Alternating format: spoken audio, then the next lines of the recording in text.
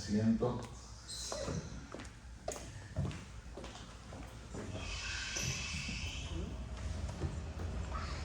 Esa última canción que acabamos de cantar, yo no sé si ustedes logran identificar lo que dice.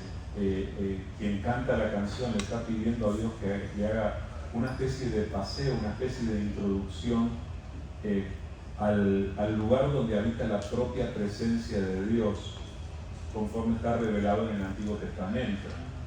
La presencia de Dios habitaba en el lugar santísimo, que era un espacio al que solamente el sumo sacerdote entraba una vez al año y no podía hacerlo si no llevaba sangre con él.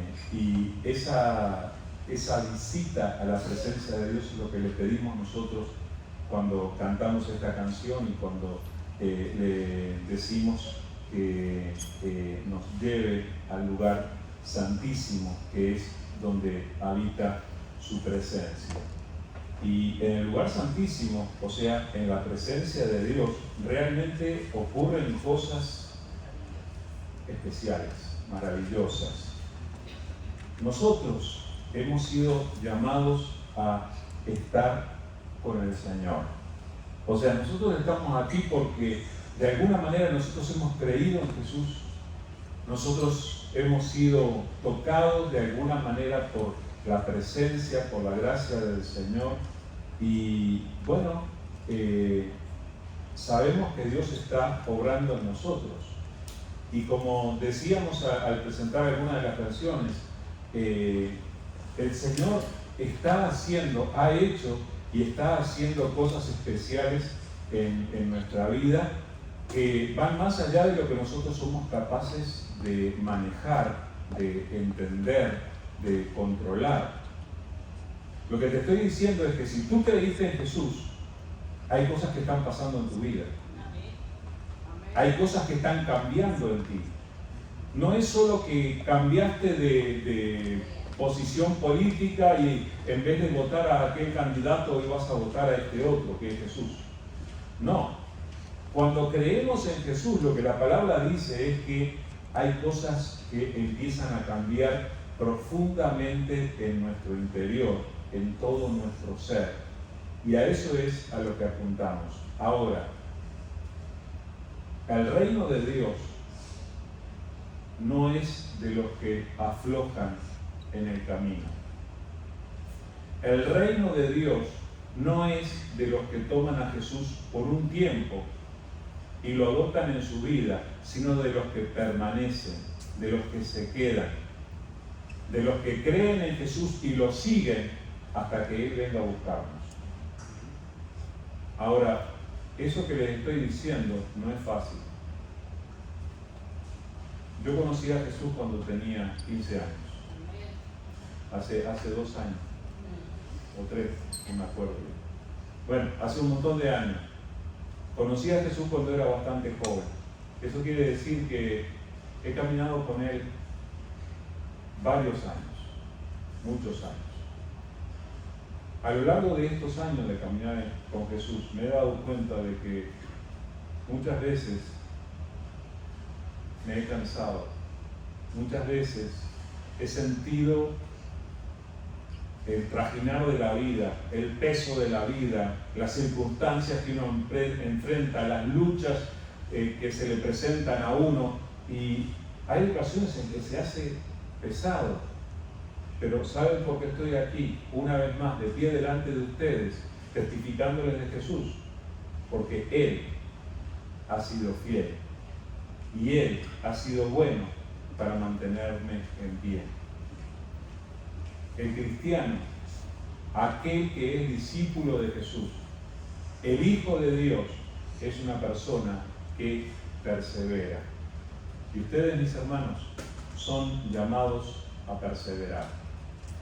Hoy les quiero compartir un pasaje, un hermoso pasaje de la palabra del Señor, que está escrito en la carta de los Filipenses. Filipenses capítulo 4. Quieren buscarlo y si no, con la ayuda de nuestro técnico en el fondo va a aparecer allí en la pantalla. Pero Filipenses 4, del versículo 1 en adelante. Dice de esta manera: así que, hermanos míos, amados y deseados, gozo y corona mía, estad así, firmes en el Señor, amados. Ruego a Evodia y a Síntique que sean de un mismo sentir en el Señor. Asimismo te ruego también a ti, compañero fiel, que ayudes a estas que combatieron juntamente conmigo en el Evangelio, con Clemente también y los demás colaboradores míos, cuyos nombres están en el libro de la vida. Regocijaos en el Señor siempre. Otra vez os digo, regocijaos. Vuestra gentileza sea conocida de todos los hombres. El Señor está cerca. Por nada estéis afanosos, sino sean conocidas vuestras peticiones delante de Dios en toda oración y ruego, con acción de gracias. Y la paz de Dios, que sobrepasa todo entendimiento, guardará vuestros corazones y vuestros pensamientos en Cristo Jesús. Por lo demás, hermanos, todo lo que es verdadero, todo lo honesto, todo lo justo, todo lo puro, todo lo amable, todo lo que es de buen nombre, si hay virtud alguna, si hay algo digno de alabanza, en esto pensad. Lo que aprendisteis y recibisteis y oísteis y visteis en mí, esto haced, y el Dios de paz estará con vosotros. Claro que esto se aplica si ustedes quieren que el Dios de paz esté con ustedes. ¿Ustedes quieren que el Dios de paz esté con ustedes? Ah, bueno, entonces vamos a prestarle atención a las palabras de Pablo porque son tremendamente importantes allí al final de esta carta a los filipenses. Y vamos a observar primero, fíjense que él está terminando su carta. La carta a los filipenses no es una carta muy larga, no tiene 6 capítulos como Gálatas, tiene 4. Y trae un tono, tal vez el más amable y el más feliz de todas las cartas de Pablo en el Nuevo Testamento. Por algo, muchos le llaman la carta del gozo. Es una carta muy especial. Y yo sentí en esta mañana de compartir con ustedes estas últimas palabras. Pablo ya casi se está despidiendo de los filipenses, pero fíjense que les está dando una exhortación bien importante y también se nota en la carta que hay mucho afecto. Él no está escribiéndole a desconocidos, él habla de lo que él siente y de lo que hay en la relación entre ellos. Cuando yo me puse a pensar en esto, recordé quiénes podrían estar en la audiencia que leyera esta carta por primera vez en la historia. Y por ejemplo, ¿saben quién podía estar? Podía estar el carcelero que vio el milagro del terremoto en la cárcel de Filipos. O tal vez, ¿quién dice que no? Algunos de los que estaban presos juntamente con Pablo, que también vieron el milagro. Cuando Pablo y Silas estuvieron con los pies y manos en el cepo y en vez de lamentarse por estar todos heridos por los latigazos que les habían dado, ellos cantaban alabanzas en la noche y oraban al Señor. Experimentaron el gozo y por eso es que era como un código para ellos que Pablo les hablara a los filipenses del gozo, porque ellos habían visto el testimonio personal de ellos. Tal vez estaba la vendedora de púrpura, Lidia, o quién sabe cuántos más estarían allí entre aquella audiencia a la que se dirige Pablo con esta carta. Pero fíjense con qué palabras él se dirige a ellos. Yo pensaba, si yo les mandara una carta a ustedes, yo pienso que les escribiría algo así como Pablo. Miren el versículo 1 de aquí de Filipenses 4. Para empezar, lo llama hermanos míos. Hay un vínculo entre cada persona que ha creído en Jesús y que es discípulo de Jesús, realmente se produce un vínculo auténtico y profundo que va más allá de donde nosotros venimos. ¿Puedo yo ser hermano de aquel hermano que viene de Nicaragua? Yo nací bien lejos de ahí. Para bien o para mal, somos hermanos. Y lo mismo pasa con el mexicano y lo mismo con las colombianas y así seguimos. Somos familia. Y él le llama hermanos míos. Ellos ya tienen bastante cariño, ¿verdad? Pero no solamente le dice hermanos míos, sino que lo llama amados y deseados. Es como que está buscando palabras para decir, oigan gente, me importan mucho. Ustedes son importantes para mí. Hay algunas personas en la vida de cada uno de nosotros a las que nosotros podríamos mirarles a los ojos y decirles, te llevo en el corazón. ¿Hay personas así? Saben que, de acuerdo a lo que nos enseña la palabra, ese sentir tendría que ser el que nos caracteriza a nosotros. Tenemos que llevarnos en el corazón unos a otros y tenemos que llevarnos a flor de piel. Tenemos que ser capaces de llamarnos unos a otros hermanos míos, amados y deseados. ¿Saben? A veces el Señor tendría razones más que suficientes para regañarnos, porque hay veces que andamos medio cortos con eso de hermanos míos. Utilizamos la frase o la palabra hermanos para hablar de los hermanos de la iglesia. Y hay veces que ni los conocemos. Oigan, hasta donde yo sé, los hermanos se conocen lo suficiente como para pelearse. En las familias, las rivalidades más grandes se dan entre los hermanos. Pero que alguien insulte o que alguien toque al hermano fuera de la puerta de la casa, el primero que va a salir va a ser el hermano a defenderlo. Se produce la rivalidad, pero también se produce esa identificación personal que lleva a decir, este es mío. Nosotros, por obra del Espíritu Santo de Dios, y oremos para que eso pase cada vez más, tenemos que llegar a identificarnos así, hermanos míos, amados y deseados. No se queda ahí. Gozo y corona mía. Oigan, debería ser sincero. Hay ocasiones en las que ustedes no son mi gozo. No, porque hay que andar regañándole gente. Pero miren Pablo, gozo le llamaba a los hermanos. Ustedes son el motivo de mi alegría. Ustedes son la razón de que yo estoy contento. Gozo y corona mía. Miren cómo los menciona. Es todo un trato súper especial. Derrochó como 10 palabras allí simplemente para detallar la relación que tiene con esta gente, que es la que tenemos que tener nosotros como iglesia. Esa es la obra que el Espíritu Santo de Dios quiere hacer en nosotros. Así que, hermanos míos, amados y deseados, gozo y corona mía. Si les estoy hablando a ustedes, yo no Pablo. ¿Qué es lo que Pablo tenía para decirle a los hermanos? Estar así firmes en el Señor. Y vuelve a decir la palabra amados. Se dieron cuenta por segunda vez. Pero la exhortación, la recomendación que tiene para darle Pablo es, hermanos, por favor, estén firmes en el Señor. ¿Ustedes están firmes en el Señor? ¿Cuántas cosas cambian cuando uno está firme en el Señor?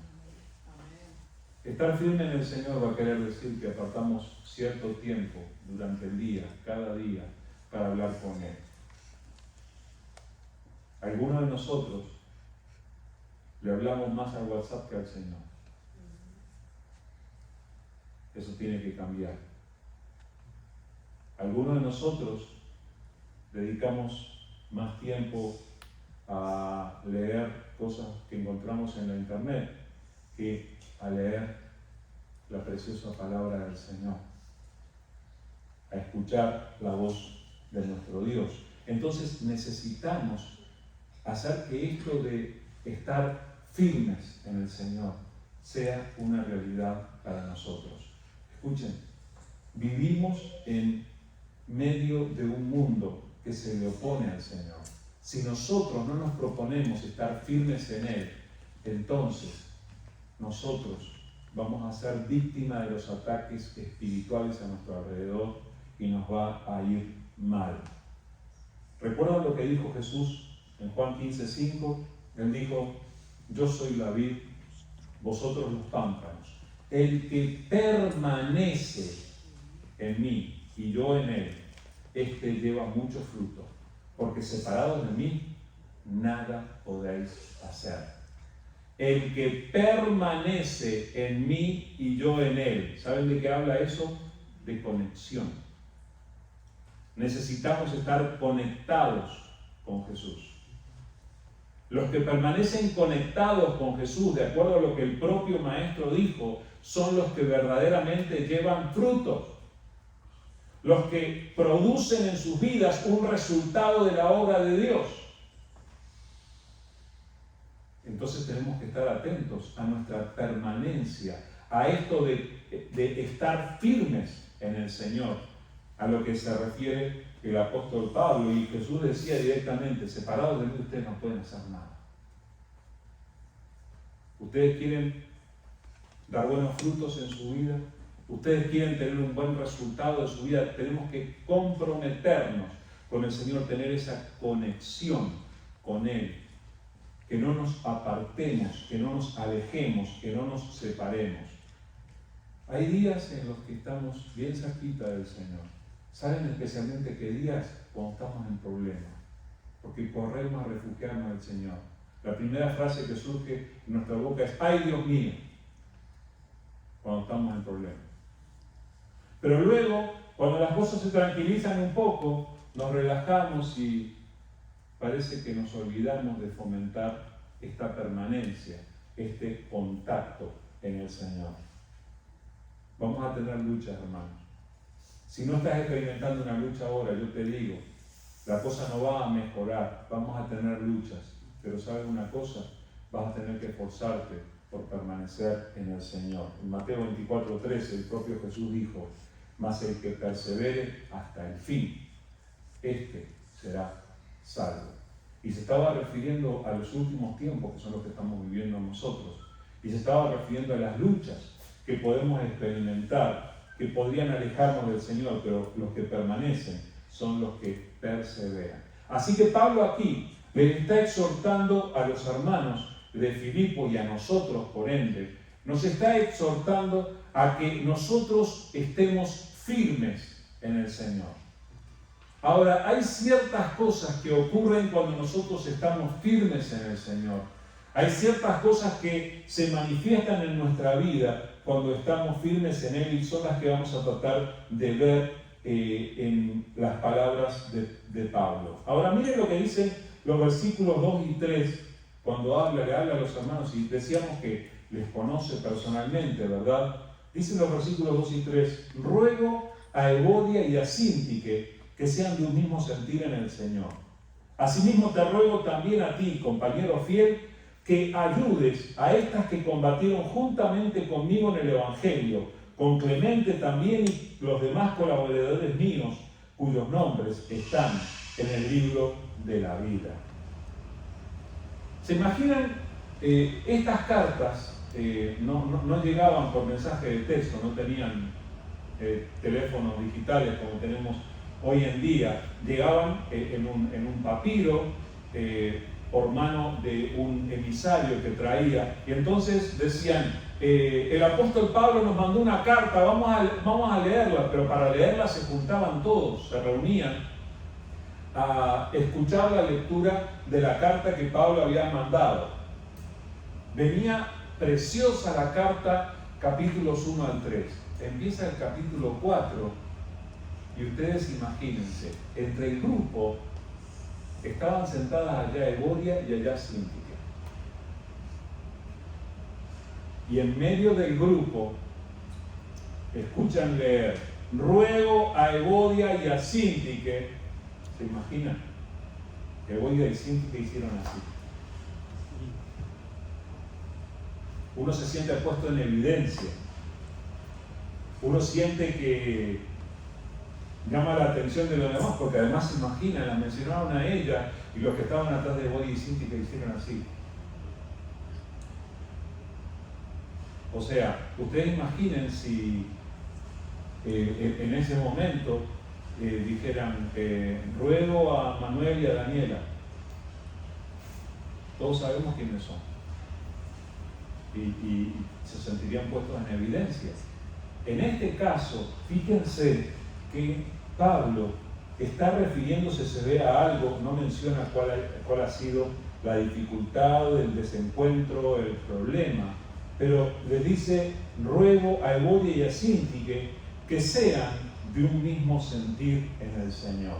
Esa frase, ser de un mismo sentir, es una referencia a ponerse de acuerdo. ¿Qué quiere decir? Que las señoras habían tenido alguna especie de diferencia de opinión. No sabemos cuánto, pero yo a veces con mi esposa tengo diferencias de opinión que son... Sí, expongo esto, yo sé que los matrimonios de ustedes nunca tienen diferencia de opinión ni nada de eso. No, pero estas señoras habían tenido una diferencia de opinión y aquí Pablo, dentro del grupo, les pide a ellas. Ahora, razonen esto, hermanos. Estamos hablando de una de las iglesias más antiguas de la historia y son esas iglesias que nosotros admiramos por la obra que Dios estaba haciendo en ellos. Nosotros sabemos que fueron de los pioneros, de los primeros que experimentaron a Jesús como nosotros y que tenemos que aprender de ellos. Ahora, en medio de una de estas iglesias había dos señoras que habían tenido un desacuerdo y la palabra de Dios nos lo dice claramente. ¿Puede ocurrir que hoy en día alguno de nosotros tenga un desacuerdo con el otro? Sí puede ocurrir. Ahora, ¿cuál es la práctica que nosotros tenemos cuando hay un desacuerdo entre dos hermanos de la iglesia? Aquí hay tantas iglesias que tengo un desacuerdo con uno, bueno, me voy para otra iglesia. Evodia o Síntique tenían que irse. Les ruego a Evodia y a Síntique que se cambien de congregación. No dice eso. Dice que sean de un mismo sentir, dice que se pongan de acuerdo, dice que solucionen sus diferencias, dice que se unan. Y no solamente le pide a ellas que tomen la decisión de aliviar su tensión, sino que le pide al compañero fiel, que la mayoría asumimos que se refiere al pastor de la iglesia en aquel momento, le pide, te ruego también a ti, compañero fiel. ¿Qué tenía que hacer el compañero fiel? Dice, que ayudes a estas que combatieron juntamente conmigo en el Evangelio. Miren el sentir que tiene Pablo con respecto a estas señoras, el respeto que les tiene, porque en algún momento ellas combatieron por el Evangelio junto a Pablo. Las dos. Sí podía ser que tuvieran una diferencia de opiniones, que tuvieran algo que en algún momento las alejara, pero ellas habían combatido juntamente por el Evangelio, con el apóstol Pablo, con Clemente, con los otros colaboradores. Y miren esto, dice, cuyos nombres están en el libro de la vida. ¿Saben? Pablo consideraba la vida de estas personas y no dudaba que todos ellos eran salvos en Cristo Jesús. Aquellos cuyos nombres están escritos en el libro de la vida son los que van a la presencia de Dios, los que van al cielo. Justamente así se refiere. Entonces miren esto, Puede ser que dos personas tengan un desacuerdo, tengan una diferencia de opinión, pero que no pierdan la salvación por eso. Sí puede ser. Sí puede ocurrir. Somos personas, hermanos. Hay veces que podemos levantarnos con el pie izquierdo y sin querer podemos herir la susceptibilidad del otro. Puede pasar, pero no perdemos la salvación por eso. Dios está obrando en nosotros. Tal vez tendríamos que llevar un cartel aquí que diga: Dios todavía no ha terminado conmigo, tenga paciencia. Porque podemos a veces lastimar a los demás, a veces queriendo y a veces sin quererlo, pero tenemos que volver atrás y ser personas humildes para pedir perdón cuando corresponda y para restaurar cuando corresponda. Entonces, las palabras de Pablo son de restauración para estas señoras y nos anima a todos a que seamos de un mismo sentir en el Señor. Esto es parte de esto de permanecer firmes en el Señor. Ahora presten atención al resto. Les voy a leer los versículos 4 al 7. Dice: regocijaos en el Señor siempre. Otra vez os digo, regocijaos. Vuestra gentileza sea conocida de todos los hombres. El Señor está cerca.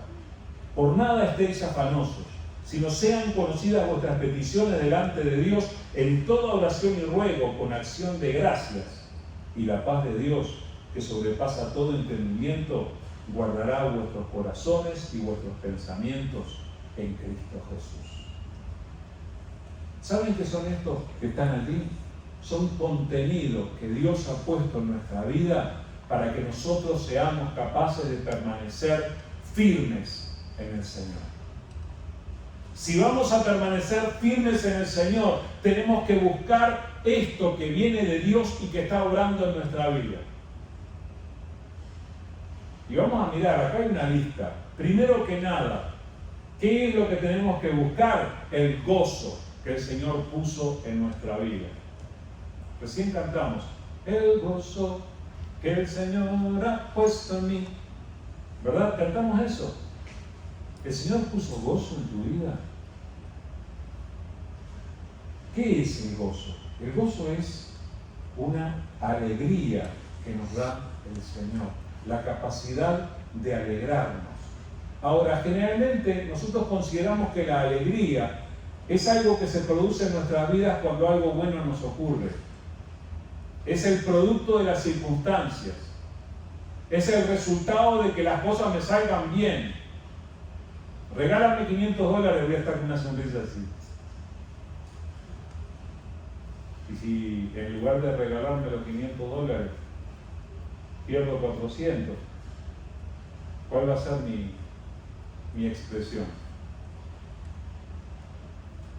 El gozo del Señor, el gozo en el Señor, es algo que no depende de las cosas que pasan a nuestro alrededor. Los cristianos de aquella época iban con gozo a ser sacrificados.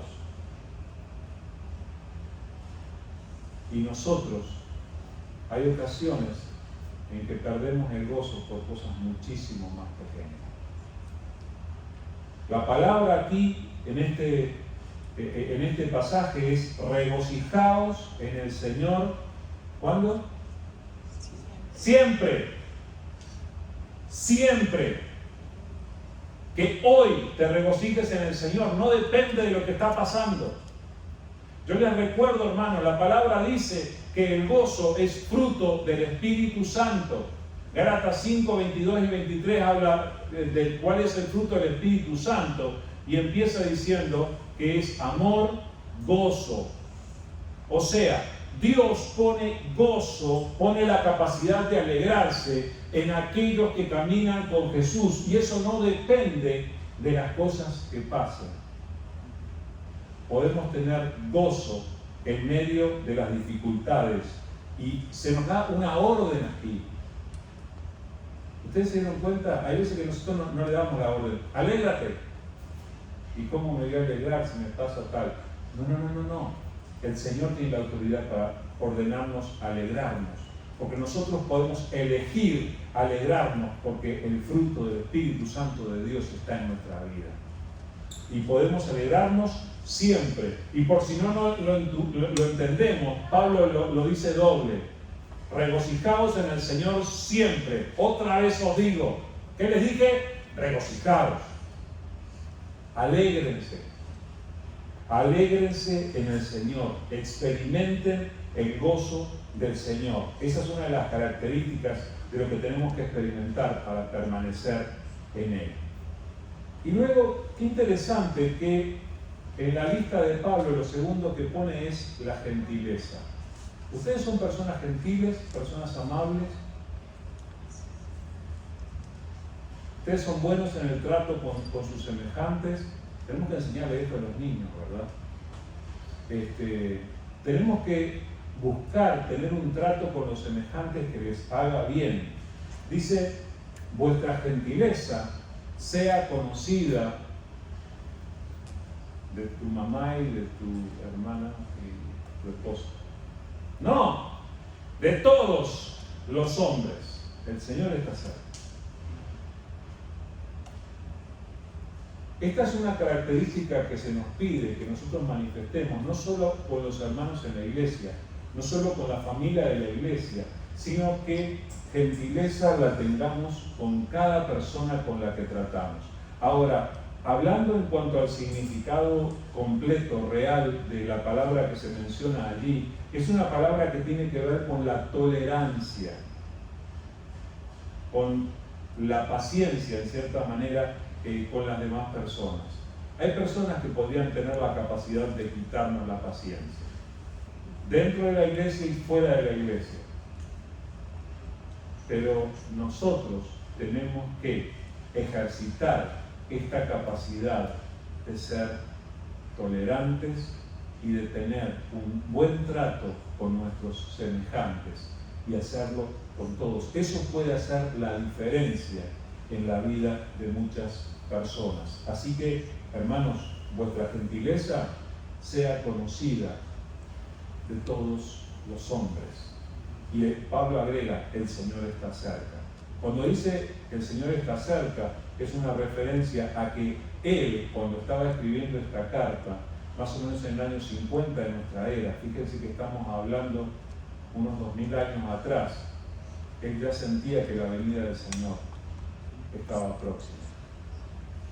Mucho más nosotros, hermanos, mucho más nosotros que sabemos que estamos en el último momento antes de la venida de Cristo, nosotros tenemos que ser capaces de tener un buen trato con los demás, porque el Señor está cerca. La tercera referencia que hay aquí a algo que hay que hacer para permanecer firme tiene que ver con la oración. Y parece que el apóstol Pablo nos hubiera mirado a nosotros y hubiera mirado cómo reaccionamos frente a las circunstancias de la vida, porque empieza diciendo, por nada estéis afanosos, sino sean conocidas vuestras peticiones delante de Dios en toda oración y ruego con acción de gracias. A mí me gusta cuando miran la palabra del Señor y utiliza absolutos. Esto de alégrense en el Señor siempre es un absoluto. No importa lo que pase, siempre puedes alegrarte en el Señor. Y aquí, en cuanto a la preocupación, que es también una emoción humana, esa angustia, esa amargura que nos brota cuando nos preocupamos, no sabemos qué va a pasar, no tenemos los recursos para solucionar los problemas, dice que no estemos afanosos por problemas insignificantes. No, ese sería un consejo de un psicólogo. Acá la palabra del Señor te dice que por nada te dejes angustiar. Que no haya nada en la vida que sea capaz de llenarte de angustia. En lugar de eso, ¿qué es lo que hay que tener? Hay que tener una vida de oración. ¿Hay cosas que te preocupan? Santiago diría, ¿hay alguno alegre entre ustedes que cante alabanza? ¿Hay alguno triste entre ustedes que haga oración? nosotros necesitamos, me quedé sin hablar. Nosotros necesitamos aprender a reaccionar rápidamente con oración cuando nosotros estamos angustiados. ¿Tú te das cuenta cuando te angustias? Dice, sean conocidas vuestras peticiones. No te avergüences de decirle a Dios las cosas literalmente como las ves. Llévale tus peticiones al Señor en toda oración y ruego. Fíjense cómo Pablo va distinguiendo los diferentes niveles de la oración. Una cosa es la oración y otra cosa es el ruego, cuando uno pide, por favor. Ese es el ruego. Cuando uno ya no da más, ese es el ruego. Pero qué interesante que también te dice, cuando te acerques a Dios no te olvides de darle gracias. Cuando te acerques a Dios no te olvides que hay muchas cosas que está haciendo bien en tu vida también. Entonces, en lugar de dejar que la preocupación, que la ansiedad llenen tu corazón y dominen tus sentimientos, en lugar de eso, deja que Dios obre en ti respondiendo a la oración. Y esta palabra viene con una promesa que dice que la paz de Dios, que sobrepasa todo entendimiento, guardará vuestros corazones y vuestros pensamientos en Cristo Jesús. ¿No les parece bien interesante esto? Dice, puede ser que se angustien, se van a angustiar, se van a preocupar, van a tener miedo. Cuando eso pase, tráiganle sus peticiones a Dios. Entréguenle a Dios eso. ¿Y qué es lo que va a pasar? Porque no dice, Dios le va a responder que sí a todas sus oraciones. No dice, inmediatamente las cosas van a cambiar. Hay cosas que tienen procesos. Pero lo que dice es que cuando oremos, Dios va a obrar en nuestro interior dándonos la paz. Qué interesante esto. Porque Pablo es el mismo que enseña en Gálatas que el fruto del Espíritu, así como es gozo, es también paz. Es un resultado de la presencia de Dios en nuestras vidas. Entonces, tenemos que orar cuando nos sentimos angustiados, y la paz de Dios es una paz que supera todo lo que uno es capaz de entender, que no depende de las cosas que pasan. Va a guardar, y fíjense qué es lo que va a guardar: nuestros corazones, pero no solo nuestros corazones, sino que también nuestros pensamientos. ¿Ustedes se dieron cuenta de lo que pasa cuando uno está angustiado, cuando uno está preocupado? Que igual apoya la cabeza en la almohada para tratar de dormir y aquello no para, y no para, y no para, y no para. Y sigues pensando y pensando, y cómo voy a solucionar, y qué va a pasar. Y la paz de Dios, que sobrepasa todo entendimiento, va a guardar sus corazones y sus pensamientos. ¿Dónde los va a guardar? En Cristo Jesús. Allí es donde tienen que estar guardados nuestros sentimientos y nuestros pensamientos, en la presencia de nuestro Señor. Y entonces hablamos de los diferentes contenidos que tienen que haber para permanecer firmes. Tenemos que andar cuidando también lo que pensamos. A mí me enseñaron hace muchos años, aún antes de que conociera al Señor, mi mamá ya me decía que la mente es el laboratorio del diablo. Esa frase me la enseñó mi mamá. Tantas cosas pasan por la mente de uno, y hoy en día más todavía, porque estamos expuestos a tantas influencias, y leemos y miramos videos y miramos fotografías, y tantas cosas se pueden instalar en nuestra cabeza. Necesitamos aprender a distinguir qué es lo que tenemos que pensar.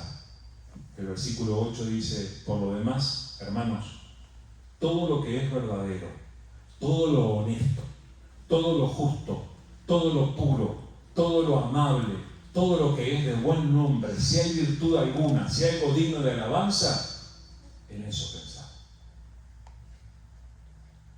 Qué bien que estaría si nosotros nos pusiéramos bien a la vista este versículo lo tuviéramos bien presente, porque a lo largo del día de cada uno de nosotros se nos cruzan por la mente muchos pensamientos que no son muy dignos de alabanza, ¿sabían? Muchas veces se nos cruzan pensamientos que no son honestos, ni justos, ni puros, que no son amables, que no tienen virtud.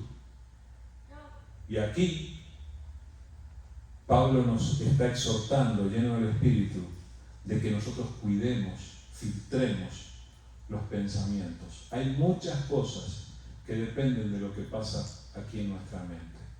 Y hay veces que nuestras decisiones, y hay veces que malas decisiones son tomadas porque malos pensamientos llenaron nuestra mente, llenaron nuestra cabeza. Dice en Jeremías capítulo 19, 17, dice: engañoso es el corazón más que todas las cosas y perverso. ¿Quién lo conocerá? Yo, Jehová, que escudriño la mente, que pruebo el corazón, para dar a cada uno según su camino, según el fruto de sus obras. Nuestro propio corazón, lo dice la palabra del Señor, es engañoso, pero lo exponemos delante de Dios, que es el único que escudriña la mente y prueba el corazón. Y Dios es el que tiene la capacidad de ayudarnos a pensar en lo correcto. Como dice en Romanos 12, dice: así que, hermanos, os ruego por las misericordias de Dios que presentéis vuestros cuerpos en sacrificio vivo, santo, agradable a Dios, que es vuestro culto racional. No os conforméis a este siglo, sino transformaos por medio de la renovación de vuestro entendimiento, para que comprobéis cuál sea la buena voluntad de Dios, agradable y perfecta. Renovación del entendimiento es lo que Dios quiere hacer en nosotros, y tenemos que llenar nuestra mente mucho más de la palabra del Señor que de ninguna otra cosa, para que nuestro entendimiento esté donde tenga que estar. Hermanos, pensemos en lo verdadero, lo honesto, lo justo, lo puro, lo amable, lo que tiene buen nombre, lo que tiene virtud y lo que es digno de alabanza. Y finalmente, Pablo nos dice que para permanecer firmes tenemos que seguir buenos ejemplos. Lo que aprendisteis y recibisteis y oísteis y visteis en mí, esto haced, y el Dios de paz estará con vosotros. Pablo mismo se pone como ejemplo. Ustedes me conocen, dice, ustedes me han visto, ustedes me han escuchado, lo que escucharon, lo que vieron que hice, háganlo, imítenme, y el propio Dios va a estar con ustedes, el Dios de paz va a estar con ustedes. Ahora, esto suena un poquito raro, que se ponga como ejemplo. Mírenme y cópienme, imítenme a mí. ¿No es a Dios al que tenemos que imitar? Dice Efesios 5:1: sed pues imitadores de Dios como hijos amados. Tenemos que imitarlo a Dios. Dice Filipenses capítulo 2, versículo 5: haya pues en vosotros este sentir que hubo también en Cristo Jesús. Tenemos que imitar a Dios, tenemos que imitar a Jesús. Jesús es el modelo nuestro y a Él tenemos que imitar. Sin embargo, fíjense la insistencia en que Pablo les dice, se pone a sí mismo como ejemplo. Dice en 1 Corintios 4:16: por tanto, os ruego que me imitéis. Imítenme a mí. 1 Corintios 11:1 dice: sed imitadores de mí, así como yo de Cristo. Pablo procuraba imitar a Jesús en su vida y le decía: copien lo que yo hago. Filipenses 3:17 dice: hermanos, sed imitadores de mí y mirad a los que así se conducen según el ejemplo que tenéis en nosotros. Hermanos, para permanecer firmes tenemos que seguir el ejemplo de personas que son de inspiración para nosotros, hijos de Dios que son de inspiración para nuestras vidas. Y al mismo tiempo nosotros tenemos que aprender que hay personas a nuestro alrededor mirando y que también nosotros tenemos que ser modelos, que tenemos que ser ejemplos. y tenemos que ser dignos de ser imitados por otros. Tus hijos te están mirando, tu familia te está mirando, tus amigos te están mirando. Haz algo que valga la pena ser imitado para que las personas se acerquen a Dios. Entonces, hermanos, seamos capaces de permanecer firmes en el Señor. Dios nos ha dado de sus recursos para que nosotros podamos permanecer firmes. Pero lo mejor que puedes hacer es hoy mismo, antes de terminar este tiempo, pedirle al Señor: Señor, ayúdame. Yo quiero estar firme, pero necesito que tú me ayudes. ¿Hacemos eso? Vamos a orar. Queremos darte las gracias, querido Señor. Gracias, Señor, porque en ti encontramos esa sabiduría que va mucho más allá de lo que nosotros somos capaces de producir. Gracias, querido Señor, por la sabiduría que encontramos en tu palabra y por la exhortación. Y, Señor, ahora que leemos estas palabras, queremos decirte de todo corazón, Señor: yo quiero estar firme, Señor. Yo quiero permanecer firme en ti hasta que tú regreses o hasta que tú me lleves a tu presencia. Padre, escucha la voz de cada uno de nosotros, mira el corazón de cada uno de nosotros, anhelando permanecer firmes en ti, Señor. Tú sabes cuántas son las cosas que amenazan nuestra firmeza y que nos podrían alejar de ti. Por favor, ayúdanos, Señor, para que podamos permanecer firmes en ti hasta que tú regreses o hasta que nos lleves a tu presencia. Señor, ayúdanos a tener las mejores actitudes, ayúdanos a tratarnos bien, a ponernos de acuerdo, a ser amables, ayúdanos a regocijarnos en ti. Señor, que podamos sentir esa alegría que solamente se encuentra en ti, que no depende de lo que pasa. Y Señor, ayúdanos también a que cuando la angustia nos asalte, que podamos llevarte a ti todas nuestras cargas, nuestras necesidades, nuestras preocupaciones en oración. Señor, enséñanos, Padre, a apartar el tiempo para estar contigo, para que la oración sea real en nuestra vida, que sea una parte importante de nuestra vida. Señor, ayúdanos, necesitamos de ti, hasta necesitamos tu ayuda para ser buenos ejemplos y también para seguir el ejemplo de aquellos que nos inspiran. Por eso, Señor, nos ponemos delante de ti y te rogamos que al salir de aquí, que seamos capaces de andar firmes en ti. Señor, que podamos andar comprometidos contigo, sirviéndote y dando fruto para tu honra y gloria. Gracias, Señor. Te amamos y, Señor, queremos caminar contigo. Así que, por favor, manifiéstate en nuestras vidas para que tu compañía con nosotros sea tan real que no podamos apartarnos de ti en ningún momento. Gracias, Señor, por tu palabra. En el nombre de Jesús. Amén.